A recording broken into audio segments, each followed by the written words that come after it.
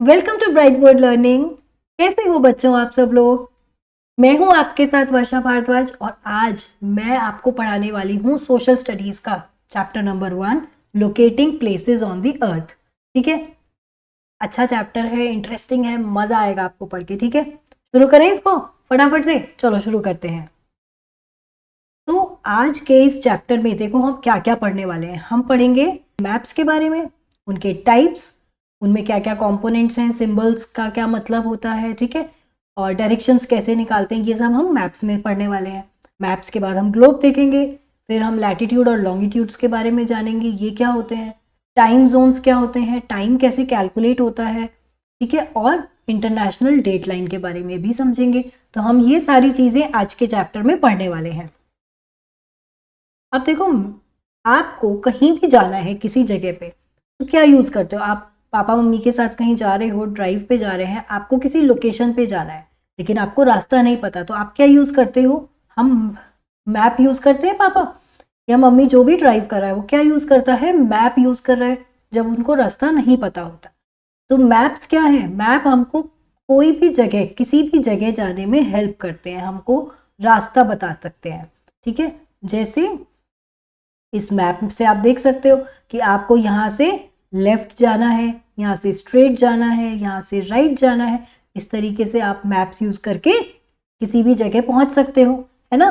तो मैप क्या होता है, मैप किसी भी जगह का कोई भी एक प्लेस है, वो सिटी हो सकती है, छोटा सा विलेज भी हो सकता है, कोई कंट्री भी हो सकता है बड़ा, इनफैक्ट हम पूरे वर्ल्ड का भी एक मैप बना सकते हैं। तो मैप क्या है, किसी भी एक एरिया की ड्राइंग होती है पेपर पे, ठीक है, उसकी जब हम उसको रिप्रेजेंट करते हैं, उस जगह को उसको ड्रॉ करते हैं पेपर पे, वो कहलाता है map. Map is the representation और ड्राइंग ऑफ एन एरिया। ये एरिया कोई छोटा सा विलेज हो सकता है, कोई छोटा सिटी हो सकता है, कोई बड़ा शहर भी हो सकता है, कोई स्टेट हो सकता है, कंट्री हो सकता है, या पूरे हम वर्ल्ड का भी मैप बना सकते हैं, है ना। This area could be a small village, a town or a bigger area like district or state, and it can also be a country or a whole world। हम इन सभी जगहों का, इन सभी एरियाज का मैप ड्रॉ कर सकते हैं। हम जब मैप को देखते हैं तो हम क्या देखते हैं, हम ऊपर से देख रहे हैं, है ना। In a map you look at the surface edge if you are looking from the top.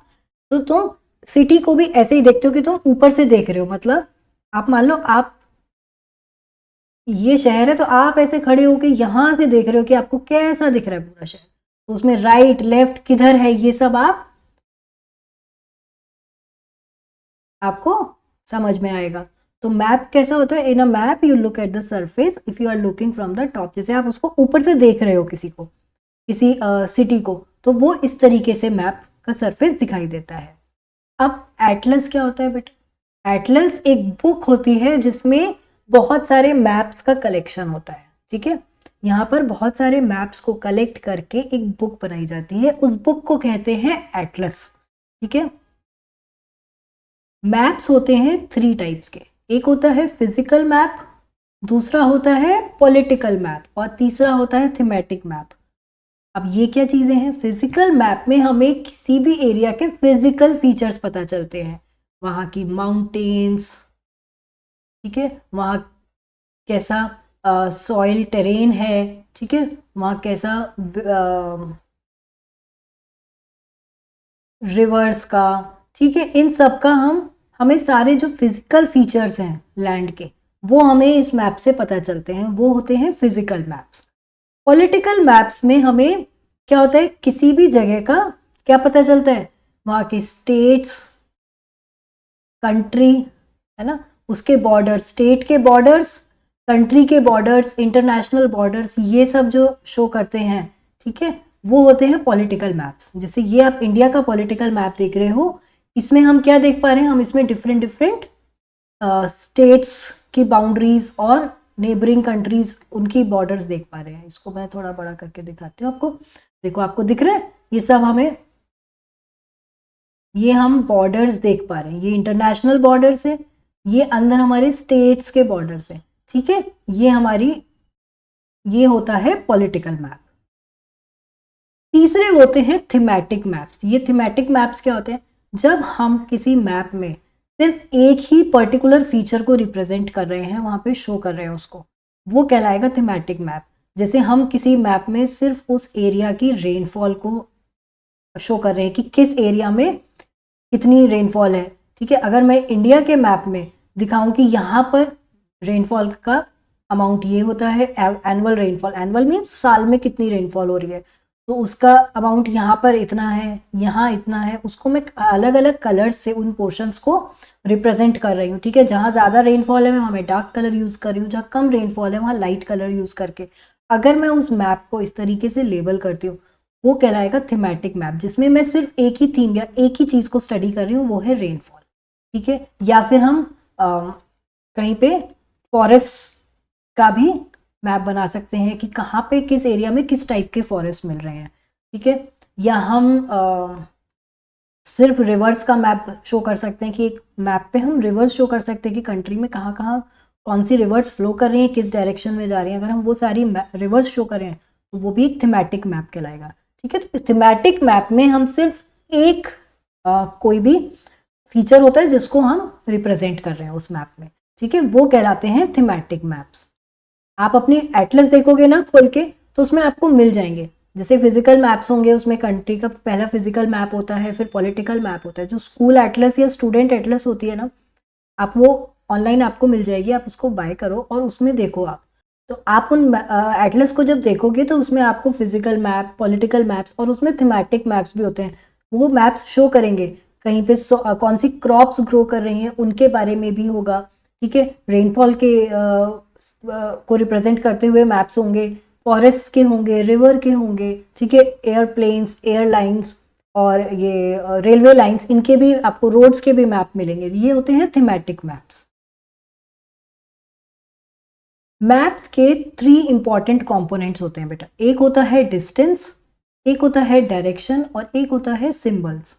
Distance मतलब यहाँ पर हम डिस्टेंस मेजर कर सकते हैं मैप्स के थ्रू, मैप में हम स्केल यूज़ करते हैं, ठीक है। ये अभी मैं आपको डिटेल में समझाती हूँ। फिर डायरेक्शन हो गई, नॉर्थ, साउथ, ईस्ट, वेस्ट, ये डायरेक्शंस भी हमको मैप में पता चल जाती हैं।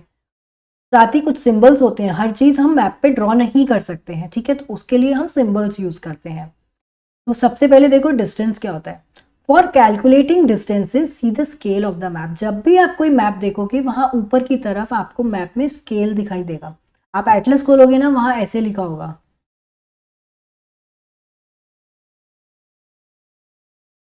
मतलब 1:3 लाख। इसका मतलब क्या होगा, यहाँ इसका मतलब होता है कि मैप में 1 सेंटीमीटर रिप्रेजेंट कर रहा है ग्राउंड का 3 लाख सेंटीमीटर, यानी कि इसको मैं अगर कन्वर्ट करूं तो इट विल बी 3 किलोमीटर्स, ठीक है। तो जो 1 सेंटीमीटर एरिया है मैप पे वो रिप्रेजेंट कर रहा है 3 किलोमीटर्स को, ठीक है। जो ये 3 किलोमीटर है, इसका मतलब अगर मैं कोई 2 पॉइंट्स मैप में है, point A and point B which are around 3 centimetre apart, तो मैं क्या कहूँगी कि ये मेरे जो 2 पॉइंट्स हैं, ये अगर मैप में ये 2 लोकेशंस 3 सेंटीमीटर दूर है, इसका मतलब ग्राउंड पे एक्चुअली ये कितनी दूर है हम कैसे पता कर सकते हैं। अगर ये 3 सेंटीमीटर का डिस्टेंस है तो 1 सेंटीमीटर क्या रिप्रेजेंट कर रहा है, 3 किलोमीटर रिप्रेजेंट कर रहा है। मतलब कि मैप में 1 सेंटीमीटर, ग्राउंड पे एक्चुअली 3 किलोमीटर्स के बराबर है। तो 3 सेंटीमीटर कितना होगा, 3 इंटू 3 किलोमीटर, ठीक है। तो कितना हो गया, 9 किलोमीटर्स। मतलब कि point A and point B actually are 9 kilometres apart. तो इनके बीच का डिस्टेंस मैं निकाल सकती हूँ ना कि एक्चुअल डिस्टेंस इनके बीच में कितना होगा, इनके बीच में एक्चुअल डिस्टेंस होगा 9 किलोमीटर्स का, क्योंकि मैप में ये 3 सेंटीमीटर दूर है, ठीक है। और मेरे मैप का स्केल था 1:3 लाख, यानी कि 1 centimetre is equal to 3 lakh centimetre. और ये एटलस में आपको इस तरीके से लिखा हुआ मिलता है, ठीक है। और इसका मतलब होगा, अब हम इसको 3 लाख सेंटीमीटर को हमने किलोमीटर में चेंज कर लिया, तो 1 सेंटीमीटर रिप्रेजेंट कर रहा है एक्चुअल डिस्टेंस 3 किलोमीटर, ठीक है। Every map uses a scale where let's suppose each centimetre represent a particular distance of let's say 500 metre. यहाँ 500 मीटर दिया है, ठीक है, मैंने यहाँ पे 3 किलोमीटर से ले लिया कि 1 सेंटीमीटर 3 किलोमीटर रिप्रेजेंट कर रहा है। तो यही हमारा स्केल है कि 1 centimetre is equal to 3 kilometre. यानी कि जो मैप पे 1 सेंटीमीटर का डिस्टेंस है दो प्लेसेस के बीच में, दैट रिप्रेजेंट्स एक्चुअली उनके बीच में ग्राउंड पे कितना डिस्टेंस है, 3 किलोमीटर्स। ठीक है, तो इस तरीके से हम कोई भी दो पॉइंट्स का डिस्टेंस निकाल सकते हैं। ठीक है, this way we can calculate the actual distance between two places on the map with the help of scale. हम स्केल की हेल्प से डिस्टेंस निकाल सकते हैं। ठीक है, अब मैं आपको एक क्वेश्चन देती हूँ। मेरा मैप स्केल यूज कर रहा है 1 centimetre is equal to 2 kilometre. ठीक है, अब मेरे पास एक ये लोकेशन है ए और मेरे मैप में लोकेशन है बी। इनके बीच में डिस्टेंस है 10 सेंटीमीटर। ठीक है, ए और बी पॉइंट के बीच में डिस्टेंस है 10 सेंटीमीटर। मैप में कितना है यहाँ पे डिस्टेंस ए और बी के बीच में, 10 सेंटीमीटर। तो आप बताओ एक्चुअल डिस्टेंस कितना होगा? Actual distance between A and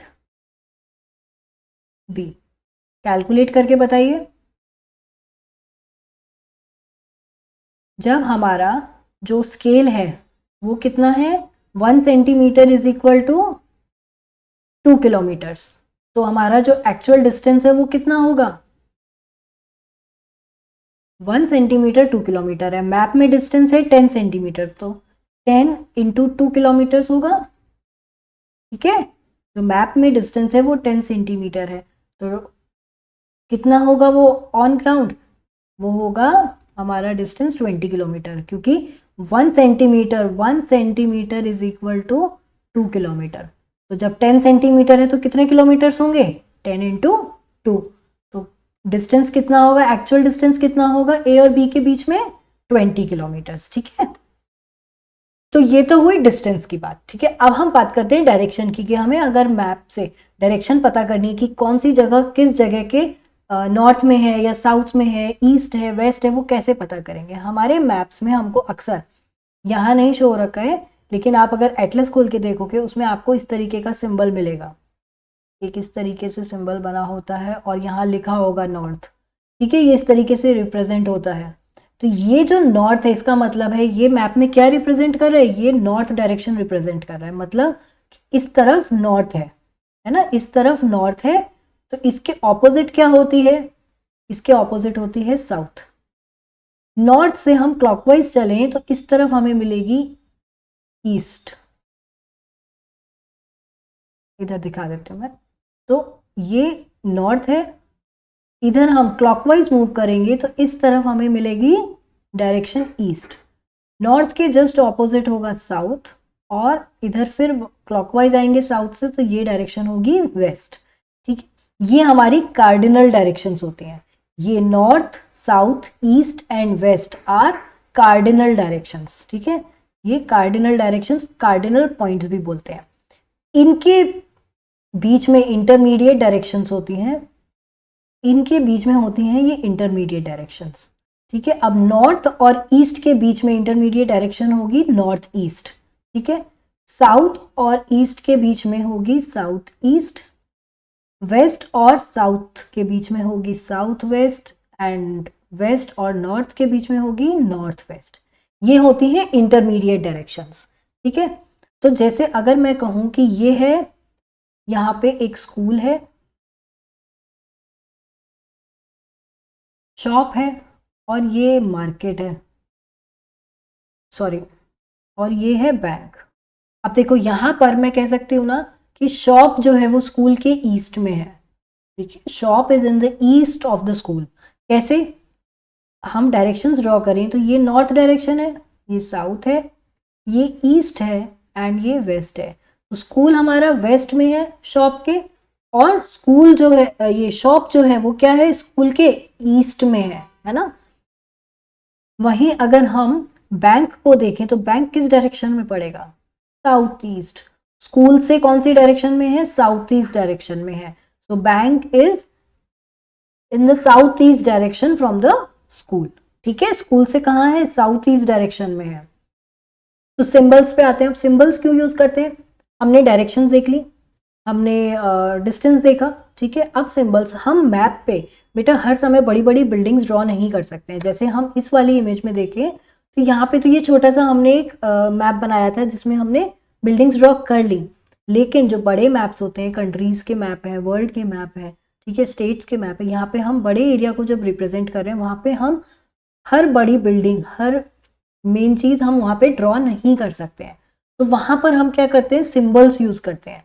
ये जो सिंबल्स हैं ये हमको शो कर देते हैं कि यहाँ पर ये चीज़ है। जैसे कि हम रोड्स के लिए ऐसे यूज़ कर सकते हैं, रेलवे के लिए इस तरीके से यूज़ किया जाता है, ठीक है, रेलवे स्टेशन है तो यहाँ पे ऐसे RS लिखा होगा, ठीक है। ये सिंबल्स होते हैं जो हर कंट्री के अपनी अपनी गवर्नमेंट्स अपने मैप्स में यूज़ करती हैं। जैसे आपकी NCERT की बुक में दिया हुआ है जो इंडियन गवर्नमेंट यूज़ करती है, ठीक है, मैप्स में। तो यहाँ जो इंडिया के मैप्स होते हैं उसमें ये वाले सिंबल्स यूज़ किए जाते हैं। आप अपनी बुक में देख सकते हो उन सिंबल्स को, ठीक है। ट्रीज़ के लिए ऐसे यूज़ होगा, ग्रास के लिए इस तरीके से है। हम जगह के लिए पोस्ट ऑफिस है तो PO लिख के शो कर सकते हैं वहाँ पे, ठीक है। पुलिस स्टेशन है तो PS लिख के शो कर सकते हैं। इस तरीके से मैप्स में बॉर्डर्स होते हैं, ठीक है, इंटरनेशनल बॉर्डर, स्टेट बॉर्डर्स, उनकी इस तरीके से बाउंड्रीज शो की जाती हैं, है ना। और तो ये हम क्यों करते हैं मैप्स पे यूज़, क्योंकि मैप पे हमारे पास लिमिटेड स्पेस होता है, ठीक है, we have limited space on map, तो इसलिए हमें सिंबल्स यूज़ करने पड़ते हैं।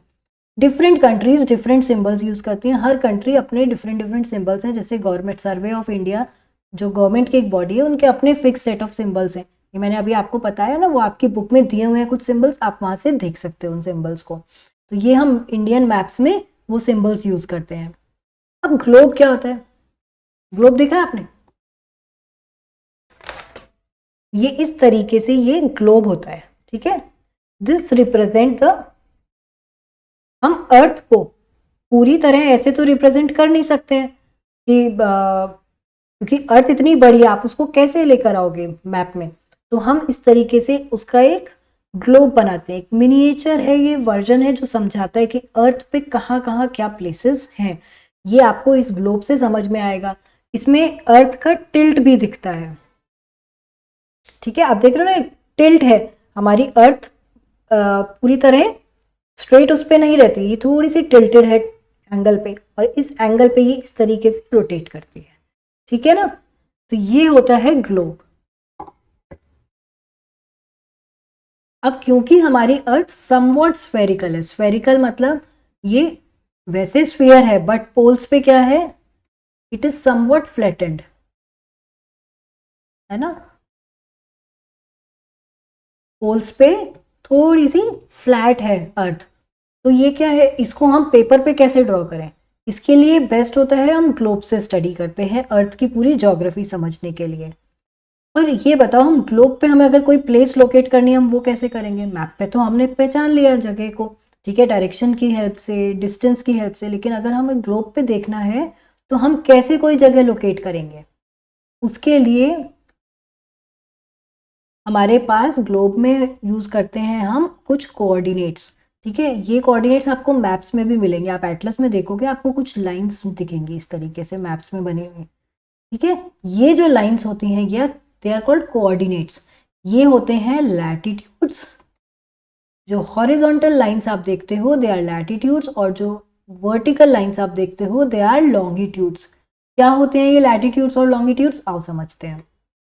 लैटिट्यूड्स क्या है, हमने क्या करा है, हमारा जो अर्थ है, ठीक है, उसको दो इक्वल हाफ में डिवाइड कर दिया, एक नॉर्दर्न हाफ और एक सदर्न हाफ, ठीक है।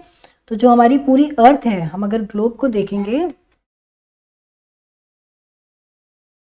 तो हमने क्या करा, ये जो लाइन देख रहे हो आप, ये लाइन, ठीक है, this is equator.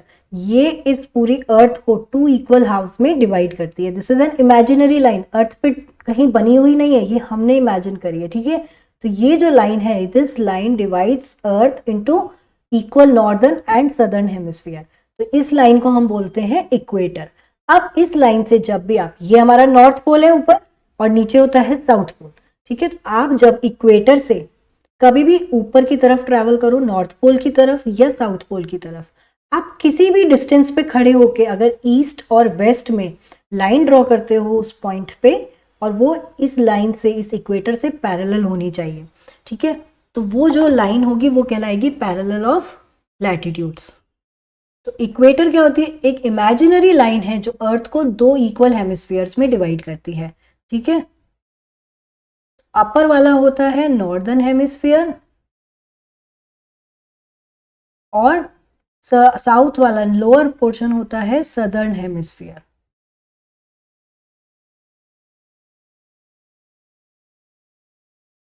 Equator is an imaginary line which divides the earth into two equal hemispheres, northern and southern.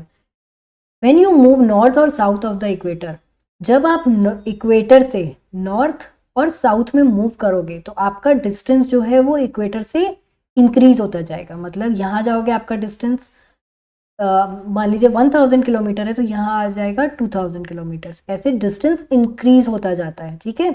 When you move north or south of the equator, your distance increases from the equator. Latitudes जो होते हैं, ये जो latitudes हैं ये उसी distance को major कर रहे हैं। इक्वेटर से आप कितना नॉर्थ में हो और कितना साउथ की तरफ मूव करे हो वो हमें पता चलता है इक्वेटर से, ठीक है। तो ये इक्वेटर क्या मेजर कर रहा है? ये डिस्टेंस मेजर कर रहा है कि आपने इक्वेटर से कितना नॉर्थ पोल की तरफ मूव कर दिया, या आप साउथ की तरफ जा रहे हो, साउथ पोल की तरफ, तो आपने इक्वेटर से कितना साउथ पोल की तरफ मूव किया है, ठीक है। ये वो डिस्टेंस शो करता है लैटिट्यूड। अब इक्वेटर से मूव करते हुए आप किसी भी पॉइंट पे खड़े होके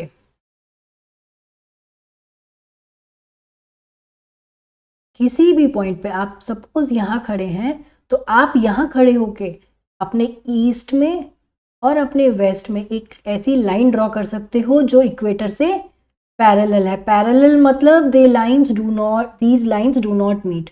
ये जो पैरेलल लाइंस होती हैं उनमें वो क्या होती हैं? वो लाइंस कभी भी नहीं मिलती हैं और उनके बीच में हमेशा जो डिस्टेंस है दोनों लाइंस के बीच में वो सेम रहेगा, कहीं भी आप मेजर करो, ठीक है। आप चाहे यहाँ मेजर करो, चाहे आप यहाँ मेजर करो, चाहे आप यहाँ मेजर करो, वो पैरेलल लाइंस के बीच में हमेशा डिस्टेंस जो है, ये डिस्टेंस जो है सेम रहेगा। तो क्या होता है कि जब आप इस पॉइंट पे खड़े होके यहाँ ईस्ट और वेस्ट में ये ऐसे इक्वेटर से पैरेलल कोई लाइन ड्रॉ करते हो तो ये ऐसे सर्कल करके कंप्लीट करके मिल जाएगी वापस से। और ये जो सर्कल होता है इसे कहते हैं, ये लाइंस को कहते हैं हम पैरेलल्स ऑफ लैटिट्यूड, ठीक है। You can draw a line east और west from the place which runs parallel to the equator, ठीक है। ये इक्वेटर से पैरेलल है ये लाइन और इन्हें कहा जाता है पैरेलल्स ऑफ लैटिट्यूड्स। और यहाँ खड़े हो, ये जो लाइन्स है ये पूरा एक सर्कल लगा लेती है अर्थ के अराउंड, ठीक है। Circles marked by parallels of latitude are smaller towards the pole. अब जो ये सर्कल्स बन रहे हैं पैरेलल्स ऑफ लैटिट्यूड्स हैं, ये इक्वेटर पे सबसे इनका जो साइज होता है, सर्कल जो होते हैं इनका सर्कमफेरेंस ज़्यादा होता है। जैसे जैसे आप पोल्स की तरफ जाते हो ये सर्कल्स छोटे होते जाते हैं, ठीक है, because of the shape of the earth. तो यहाँ पर ये जो सर्कल्स हैं आपके, ये सर्कल्स छोटे होते जाएंगे जब आप नॉर्थ पोल और साउथ पोल की तरफ जाएंगे। तो ये होते हैं लैटिट्यूड्स। इन लैटिट्यूड्स को हम एक्सप्रेस करते हैं बेटा किसमें? डिग्रीज में। किसमें एक्सप्रेस करते हैं इनको? डिग्रीज में एक्सप्रेस करते हैं। और इक्वेटर पे होता है हमारा 0 डिग्री, ठीक है। इक्वेटर पे होता है 0 डिग्री और जैसे जैसे हम पोल्स की तरफ जाते हैं ये इंक्रीज होते जाते हैं और नॉर्थ पोल पे हो जाता है 90 डिग्री नॉर्थ। हम इसको रिप्रेजेंट करते हैं इसे नॉर्थ एंड साउथ लिख के, और साउथ पोल पे हो जाता है 90 डिग्री साउथ, ठीक है। यहाँ हम साउथ ऐसे इसमें कैपिटल N और कैपिटल S से हम direction north and south represent करते हैं, ठीक है। तो वो इससे हमें ये कैपिटल N और कैपिटल S से क्या पता चल रहा है कि हमें पता चल रहा है इक्वेटर से हम नॉर्थ में हैं या इक्वेटर से हम साउथ में हैं, ठीक है। दोनों ही तरफ डिग्रीज यूज होंगी। तो ये कैपिटल N और कैपिटल S का समझ में आया, ये रिप्रेजेंट करता है नॉर्थ एंड साउथ को। तो हमें पता चल जाता है कि इक्वेटर से हम जिस लैटिट्यूड को हम पढ़ रहे हैं, जिसका अभी हम देख रहे हैं लोकेशन, वो इक्वेटर से नॉर्थ है या साउथ है। अगर N लिखा है तो that parallel of latitude will be north of equator, ठीक है। जो भी पैरेलल ऑफ लैटिट्यूड में मेजरमेंट 90 डिग्री या 60 डिग्री या 70 डिग्री नॉर्थ लिखा है that means it is north of the equator.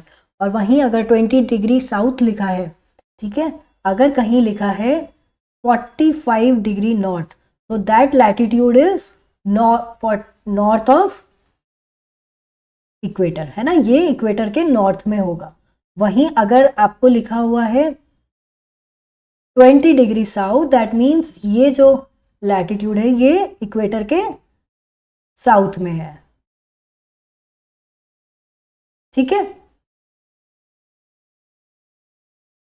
अब लैटिट्यूड्स और क्लाइमेट के बीच में भी एक कनेक्शन होता है। जो हमारा इक्वेटर होता है, यहाँ पे सन जो होता है ना, ये सबसे ज़्यादा ब्राइटली शाइन करता है, ठीक है। इक्वेटर पे डायरेक्ट सनलाइट आती है, तो उससे क्या होता है, तो यहाँ पर क्या होता है इक्वेटर पे, क्योंकि डायरेक्ट सनलाइट आती है तो यहाँ होता है सबसे ज़्यादा हॉट क्लाइमेट, ठीक है। सबसे ज़्यादा हॉट क्लाइमेट मिलेगा इक्वेटर पे। जैसे जैसे हम नॉर्थ पोल की तरफ मूव करेंगे या जैसे जैसे हम साउथ पोल की तरफ करते हैं मूव, तो यहाँ पर सन की रेज स्लैंटिंग होती जाती हैं, यहाँ पे डायरेक्ट सनलाइट नहीं होती, तो धीरे धीरे टेम्परेचर जो है वो चेंज होता जाता है। तो थोड़ा सा हम ऊपर जाएंगे तो वहाँ पे बीच में एक एरिया आता है जहाँ पर टेम्परेचर टेम्परेट होगा। टेम्परेट मीन्स मॉडरेट क्लाइमेट मिलेगा, ठीक है, मॉडरेट क्लाइमेट। और जहाँ ये नॉर्थ पोल और साउथ पोल पे यहाँ होते हैं बिल्कुल कोल्ड जोन्स, ठीक है। यहाँ सनलाइट बहुत ही कम पहुँचती है, तो यहाँ हमेशा बर्फ जमी रहती है, यहाँ ठंडा रहता है, दे आर फ्रिजिड जोन्स, इनको फ्रिजिड बोलते हैं, और कोल्ड रहते हैं यहाँ। तो climate at equator is generally hot and the region is called torrid. इस रीजन को हम बोलते हैं टॉरिड जोन, जो इक्वेटर से कुछ पॉइंट तक होता है, ऊपर कुछ लैटिट्यूड्स तक। फिर हम जैसे जैसे पोल्स की तरफ जाते हैं बीच में मॉडरेट होता जाता है टेम्परेचर, जिसे बोला जाता है मॉडरेट और टेम्परेट क्लाइमेट होता है यहाँ पे, ठीक है। यहाँ पे कौन सा क्लाइमेट होता है, टेम्परेट क्लाइमेट। उसके बाद जैसे हम नॉर्थ पोल के पास पहुँचते हैं, closer to the poles climate हो जाता है बहुत ही कोल्ड, और या कहें फ्रिजिड क्लाइमेट।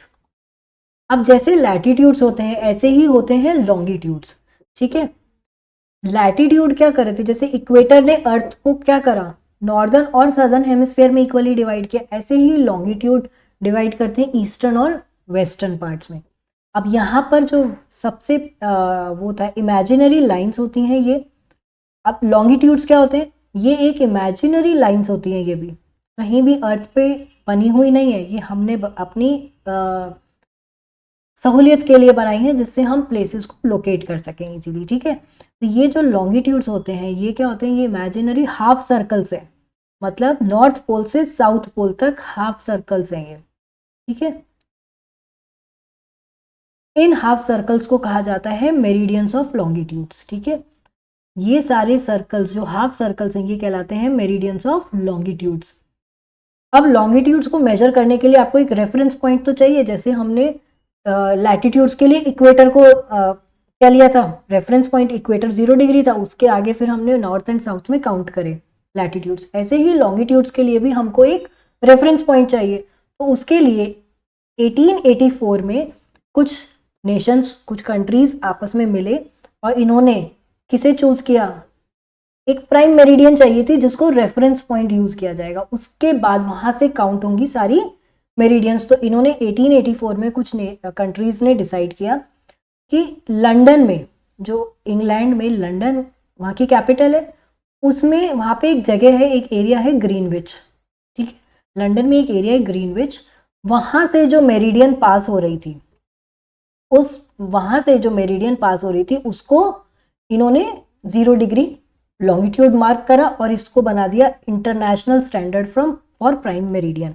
उसको क्या बनाया, international standard for prime meridian. तो जो 0 डिग्री पे मेरिडियन थी, प्राइम मेरिडियन, ये जो लॉन्गिट्यूड था, इसको उन कंट्रीज ने क्या करा, इसको प्राइम मेरिडियन बना दिया, इसको international standard for prime meridian बनाया, ये बन गया 0 डिग्री। इसके आप ईस्ट में जाओगे तो जब हम लॉन्गिट्यूड्स मेजर करते हैं तो उन्हें भी हम एंगल में लिखेंगे, तो 0 डिग्री, 10 डिग्री ईस्ट, ठीक है, 20 डिग्री ईस्ट, हम उसके आगे कैपिटल ई लगा देते हैं। और जब हम वेस्ट में जाते हैं तो भी इधर से भी 10 डिग्री होगा, 10, 20, 30, ठीक है, और वो उसके आगे हम लगा देंगे वेस्ट, डब्लू, ठीक है। तो ये जो ई और डब्लू है ये रिप्रेजेंट कर रहा है कि हम जो हमारा प्राइम मेरिडियन है उसके ईस्ट में मूव कर रहे हैं या हम वेस्ट में मूव कर रहे हैं, ठीक है। Similar to latitude, longitude is a measure of distance from the prime meridian. और ये भी जैसे लैटिट्यूड क्या है, इक्वेटर से हमारा डिस्टेंस बताता है कि हम नॉर्थ में कितना मूव कर रहे हैं और साउथ में कितना मूव किया हमने, ऐसे ही लॉन्गिट्यूड बताता है कि आपने प्राइम मेरिडियन से कितना ईस्ट में या कितना वेस्ट में मूव किया है। It is also measured in degrees eastward और वेस्टवर्ड, ये भी डिग्रीज में ही मेजर होता है।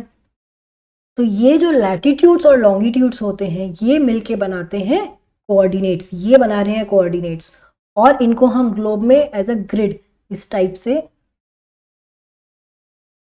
ग्रिड की फॉर्म में हम ऑब्जर्व कर सकते हैं ग्लोब्स में, ठीक है। इन कोऑर्डिनेट्स की हेल्प से हम किसी भी पोजीशन को, किसी भी जगह को लोकेट कर सकते हैं। जैसे कि आपको कहा जाए कि Delhi 29 degree north and 77 degree east approximate, around, हम यहाँ पे अप्रॉक्सीमेट ले रहे हैं, नॉट एग्जैक्टली, एग्जैक्ट लैटिट्यूड और लॉन्गिट्यूड नहीं है ये, हम कह रहे हैं कि अप्रॉक्सीमेटली दिल्ली इन कोऑर्डिनेट्स पर लाई करता है। तो हम अपने ग्लोब में चेक कर सकते हैं कि 29 डिग्री नॉर्थ कहाँ है और 77 डिग्री ईस्ट, जहाँ वो मिल रहे होंगे, ठीक है। ये अगर हमारे लॉन्गिट्यूड्स हैं तो ये अगर 77 डिग्री ईस्ट लैटिट्यूड है, लॉन्गिट्यूड है, और ये हमारे लैटिट्यूड्स, तो इसमें 29 डिग्री नॉर्थ, तो ये 29 डिग्री नॉर्थ वाला लैटिट्यूड और 77 डिग्री ईस्ट जहाँ मिल रहे होंगे अप्रॉक्सीमेटली यहाँ होगा हमारा दिल्ली की लोकेशन है। तो हम इससे, इन कोऑर्डिनेट से हम एग्जैक्ट लोकेशन पता कर सकते हैं कि कौन सा कंट्री ग्लोब पे या मैप पे कहाँ है। अब आती है बात टाइम जोन्स की। हमें पता है कि हमारी जो अर्थ है अपने एक्सिस पे वेस्ट से ईस्ट की तरफ रोटेट करती है, ठीक है। अर्थ हमारी कहाँ से रोटेट कर रही है, वेस्ट टू ईस्ट रोटेट करती है, ठीक है। इस डायरेक्शन में रोटेट करती है, ऐसे रोटेट कर रही है। अब अगर हमारा सन यहाँ है ना, हमारा सन यहाँ है, तो जब हमारी अर्थ इस डायरेक्शन में रोटेट करेगी, अभी क्या है, सनराइज अगर इस जगह हुआ है तो यहाँ तो रात हो रही है इस जगह पे। अब हमारी अर्थ जब रोटेट करेगी तो धीरे धीरे क्या होगा, ये पोजीशन, ये वाली पोजीशन इधर आएगी और ये वाली पोजीशन कहाँ जाएगी, यहाँ आ जाएगी, है ना। तो हमें कैसे पता चलेगा, हम टाइम कैसे कैलकुलेट करते हैं, तो अर्थ को हमारी जो पूरा एक सर्कल है उसको लगाने में, एक रोटेशन कंप्लीट करने में 24 आवर्स लगते हैं, और एक रोटेशन कंप्लीट करने में कितनी डिग्रीज कंप्लीट कर रही है अर्थ, 360 डिग्रीज कंप्लीट कर रही है। तो हम पता कर सकते हैं कि 1 आवर में अर्थ ने कितना रोटेशन किया है, जब 24 आवर्स में वो 360 डिग्री रोटेट कर रही है, तो 1 आवर में कितना किया होगा, 360 degree divided by 24 is equal to 15 degree. तो 1 आवर में हमारी अर्थ कितना रोटेट करी है, 15 डिग्री। तो हर 15 डिग्री लॉन्गिट्यूड पे जब हम ईस्टवर्ड जाते हैं तो हमारा टाइम जो है वो 1 आवर इंक्रीज हो जाता है with respect to 0 degree longitude. तो 0 डिग्री लॉन्गिट्यूड पे वो टाइम है, जो टाइम है उससे 1 आवर हम इधर ईस्ट में जब भी जाएंगे हम ऐड करते जाते हैं, ठीक है। वहीं जब हम वेस्ट में मूव कर रहे हैं, मतलब हम 0 डिग्री के वेस्ट में जब मूव करते हैं, तो उसमें क्या होगा, 1 आवर कम होता जाता है, क्योंकि क्या हो रहा है, हमारी अर्थ इस डायरेक्शन में रोटेट करती है, वेस्ट टू ईस्ट, हमारी अर्थ इस डायरेक्शन में रोटेट कर रही है। तो जब अर्थ इधर है तो यहाँ जो टाइम है, यहाँ तो अभी सनराइज हुआ ही नहीं, यहाँ सनराइज हो गया इस पॉइंट पे, ठीक है, इस पॉइंट ए पे सनराइज हुआ, यहाँ अभी नहीं हुआ है। लेकिन क्या होगा, थोड़ी देर में ये पोर्शन उधर चला जाएगा और ये वाला पोर्शन अब जब अर्थ रोटेट करेगी तो यहाँ पे ये सन के सामने आ जाएगा। तो यहाँ क्या है, यहाँ पे टाइम, यहाँ जो टाइम है वो पीछे चल रहा है सन से, इस पॉइंट से टाइम पीछे है। तो यहाँ पर क्या है, जब हम ईस्टवर्ड मूव करते हैं तो हमें टाइम को ऐड करना पड़ता है, इसलिए, ठीक है। यहाँ जो टाइम होगा 0 डिग्री पे, जो उस टाइम होगा उससे 1 आवर एक्स्ट्रा होता है हर 15 डिग्री लॉन्गिट्यूड पे, ठीक है। तो add 1 hour with each 15 degree east to the time of the prime meridian. तो प्राइम मेरिडियन पे अगर इस समय 12 PM है तो 15 डिग्री ईस्ट में टाइम होगा 12 + 1 मतलब कि 1 PM, ठीक है। और वहीं अगर हम वेस्ट में जाते हैं तो 15 डिग्री वेस्ट में अगर 0 डिग्री पे 12 PM है तो हम 1 घंटा पीछे करते हैं, क्योंकि यहाँ तो अभी सन से बहुत पीछे है, यहाँ अभी टाइम पीछे चलेगा, क्योंकि सनराइज यहाँ बाद में होगा वेस्ट में। यहाँ टाइम होगा 11 PM, ठीक है। यहाँ टाइम होगा 11 AM, यहाँ अभी टाइम 1 आवर पीछे है, ठीक है। ये होते हैं टाइम जोन्स। जैसे ये हमारा अगर 0 डिग्री लॉन्गिट्यूड है, जिसे हम कहते हैं प्राइम मेरिडियन, ये है हमारा प्राइम मेरिडियन। इस प्राइम मेरिडियन की ये जो जोन है इधर और इधर, ये हमारा एक टाइम जोन है। इसमें हम मान के चलते हैं कि ये हमारा टाइम जो यहाँ 0 डिग्री में, वो इतना यहाँ पे इधर दोनों तरफ ये एक जोन बना हुआ है, ठीक है। इसमें वही टाइम हम मान के चलेंगे। अब इधर 15 डिग्री ईस्ट पे आते हैं तो ये हमारा एक जोन बन जाता है, ठीक है। ये टाइम जोन में जो यहाँ टाइम है, अगर यहाँ 12 PM है तो यहाँ 15 डिग्री ईस्ट पे कितना होगा, 1 PM। फिर 30 डिग्री ईस्ट में ये एक टाइम जोन है हमारा, यहाँ पे हमारा कौन सा टाइम होगा अब, 2 PM, ठीक है। ये हमारा एक और टाइम जोन है 45 डिग्री ईस्ट। हम हर 15 डिग्री ईस्ट पे क्या हो रहा है, 1 आवर ऐड कर रहे हैं, ठीक है। तो यहाँ होगा 3 PM। वहीं अगर हम इधर वेस्ट की तरफ चलें तो यहाँ पे हमारा टाइम 1 आवर माइनस करना होता है। तो 15 डिग्री वेस्ट पे हमारा टाइम होगा अभी 11 AM, ठीक है। यहाँ 30 डिग्री वेस्ट पे टाइम होगा 10 AM और 45 डिग्री वेस्ट पे होगा 9 AM, ठीक है ना। तो हम जब भी प्राइम मेरिडियन के ईस्ट में जाएंगे तो हम 1 आवर ऐड करते हैं, क्योंकि अर्थ जो है हमारी वो वेस्ट टू ईस्ट रोटेट करती है, ठीक है। वेस्ट टू ईस्ट रोटेट करेगी। और जब हम वेस्ट में जाते हैं प्राइम मेरिडियन के, तो हम टाइम जो भी प्राइम मेरिडियन में टाइम होता है उससे 1 आवर माइनस करते हैं हर 15 डिग्री वेस्ट में जाने पे। बट जो बहुत बड़े बड़े कंट्रीज होते हैं उनमें यहाँ पर बहुत दिक्कत होती है कि हम अगर अलग अलग लोकल टाइम यूज़ करें, क्योंकि हर लॉन्गिट्यूड पे अलग अलग टाइम जोन है। तो ऐसे तो बहुत सारे टाइम जोन्स हो जाएंगे और बहुत इनकन्वीनियंट हो जाता है, बहुत मुश्किल होती है कि आप हर जगह का टाइम अलग अलग होगा। इसलिए जो कंट्रीज होती हैं वो अपने लिए एक स्टैंडर्ड टाइम सेट करती हैं, ठीक है। तो जो बड़ी कंट्रीज होती हैं वो क्या करती हैं, अपनी कंट्री की एक कोई लोकेशन लेती है जहाँ से जो मेरिडियन पास हो रही है, ठीक है, वहाँ पे जो टाइम होगा उस टाइम को स्टैंडर्ड टाइम मान लेते हैं, ठीक है। तो इंडिया का जो स्टैंडर्ड टाइम है वो होता है Greenwich mean time. Greenwich mean time क्या है, ग्रीनविच मीन टाइम वो टाइम है जो प्राइम मेरिडियन पे टाइम होता है, ठीक है। प्राइम मेरिडियन पे जो टाइम होगा वो ग्रीनविच मीन टाइम कहलाता है। उस प्राइम मेरिडियन पे जो 0 डिग्री लॉन्गिट्यूड पे जो टाइम है उससे 5 आवर्स 30 मिनट्स अहेड है हमारा टाइम, है ना, क्योंकि हम उससे ईस्ट में है, हम ईस्ट में लोकेटेड है। तो हमारा जो इंडिया का स्टैंडर्ड टाइम है, इंडियन स्टैंडर्ड टाइम है, जो हमारी जो मेरिडियन है, जो हमने स्टैंडर्ड मेरिडियन ली अपने कंट्री की, जहाँ से हम अपने टाइम को मेजर कर रहे हैं, उस मेरिडियन पे जो टाइम होगा in respect to the prime meridian, ठीक है। प्राइम मेरिडियन पे जो टाइम है उससे 5 आवर्स 30 मिनट अहेड है हमारा टाइम पूरा। तो वो हमारे उस स्टैंडर्ड मेरिडियन पे जो टाइम है उस टाइम को हम पूरे कंट्री में मान के चलते हैं, ठीक है। तो वो हमारा जो स्टैंडर्ड टाइम है वो ग्रीनविच मीन टाइम, मतलब जो प्राइम मेरिडियन पे टाइम है उससे 5 आवर्स 30 मिनट्स आगे है।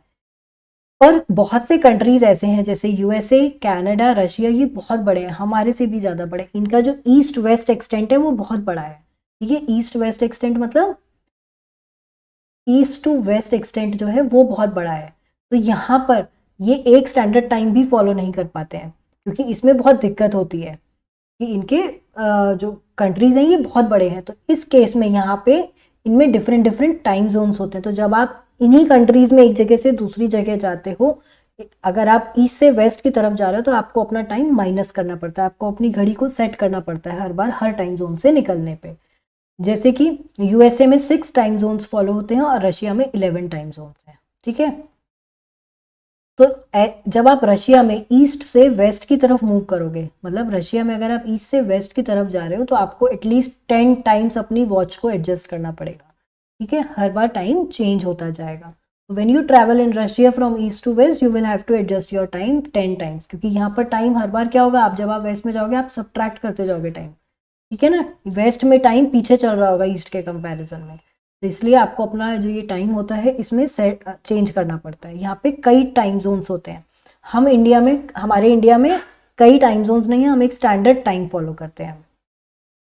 अब वर्ल्ड मैप में आप कभी कोई वर्ल्ड मैप उठा के देखना जिसमें टाइम जोन्स शो हो रहे हो, आप पाओगे कि वहाँ पे जो ये टाइम जोन्स की लाइंस होती हैं, ठीक है, ये कंप्लीटली ऐसे स्ट्रेट नहीं होती हैं। वहाँ क्या होगा, कई बार ये इस तरीके से भी मिलेंगी आपको कई जगहों पे। क्यों है? क्योंकि ये कुछ कंट्रीज़ के अपने स्टैंडर्ड टाइम होते हैं और उनके जो इंटरनेशनल बॉर्डर्स हैं उनको फॉलो करते हुए ये इस तरीके से ये लाइंस बनी होती हैं, ठीक है। जो भी कंट्री है उसकी स्टैंडर्ड टाइम्स को और उनके इंटरनेशनल बॉर्डर्स को फॉलो करते हुए होती है, ताकि उनके स्टैंडर्ड टाइम्स चेंज ना हो। अदरवाइज ये लाइंस के अकॉर्डिंग तो वहाँ पे टाइम पीरियड चेंज हो जाएगा, लेकिन उनके बॉर्डर्स को रेस्पेक्ट करते हुए, उनके स्टैंडर्ड टाइम्स को रेस्पेक्ट करते हुए ये उनके इंटरनेशनल बॉर्डर्स को फॉलो करती हैं ये लाइंस। अब इंटरनेशनल डेट लाइन क्या होती है? जो 0 डिग्री हमारा प्राइम मेरिडियन है, इसके राइट ऑपोजिट पे पीछे की तरफ दूसरी साइड होगा 180 डिग्री। ये 180 डिग्री जो है, ये 180 डिग्री ईस्ट भी है और 180 डिग्री क्या है, वेस्ट भी है। तो ये जो पॉइंट होता है जहाँ 180 degree east and 180 degree west जो ये मिल रहे हैं, ये लाइन, ये कहलाती है इंटरनेशनल डेट लाइन। यहाँ पर ये क्या होता है, डेट चेंज होती है, ठीक है। At approximately 180 degree east and west is the same line opposite to 0 degree longitude, that is prime meridian. Prime meridian के जस्ट ऑपोजिट होती है ये लाइन एंड इसे कहा जाता है इंटरनेशनल डेट लाइन। तो अगर आप 0 डिग्री के ईस्ट में ट्रैवल कर रहे हो, ठीक है, प्राइम मेरिडियन से ईस्ट में ट्रैवल कर रहे हो और जब आप इंटरनेशनल डेट लाइन क्रॉस करोगे तो you will subtract a day. मतलब अगर आप संडे से स्टार्ट करा है यहाँ पे, तो यहाँ आप जब इंटरनेशनल डेट लाइन क्रॉस करोगे तो यहाँ पर आपका डे हो जाएगा सैटरडे, ठीक है, you will subtract a day. और जब आप वेस्टवर्ड ट्रैवल करते हो तो इंटरनेशनल डेट लाइन के इस तरफ जब आप आओगे तो you will add a day, तो यहाँ पर हो जाएगा मंडे, ठीक है। तो ये इंटरनेशनल डेट लाइन होती है। तो जो इंटरनेशनल डेट लाइन होती है, यहाँ पर क्या होता है, डेट चेंज होती है, डे चेंज हो जाता है, ठीक है। ये सब अर्थ के रोटेशन से है, क्योंकि आपके टाइम जोन के अकॉर्डिंगली यहाँ पर जब आप वेस्टवर्ड मूव करते हो तो आप टाइम रिड्यूस कर रहे हो, है ना, तो यहाँ पीछे चल रहा है। और जब आप यहाँ इस तरफ जाते हो प्राइम मेरिडियन के ईस्ट में तो आप टाइम ऐड करें, क्योंकि ये आगे है प्राइम मेरिडियन से टाइम, ठीक है। तो इस तरीके से यहाँ पर इंटरनेशनल डेट लाइन पे आके डेट चेंज हो जाती है।